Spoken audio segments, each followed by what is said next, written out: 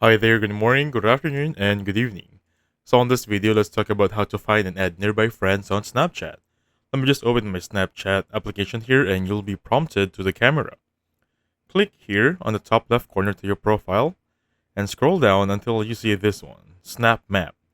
Click on it, and you'll see the different things that's gonna be around you. There are so much things to go from here, but first you have to make sure. Click on the settings icon and ghost mode is disabled because if this is enabled, you'll be not visible and your friends will not be visible on your end also.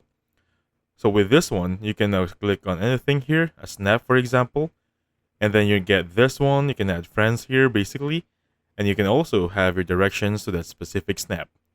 And basically you can just zoom out, look for others, look for friends. You can even have fun with this one. Go in different countries, for example, and then just learn from there, and you can have fun with it.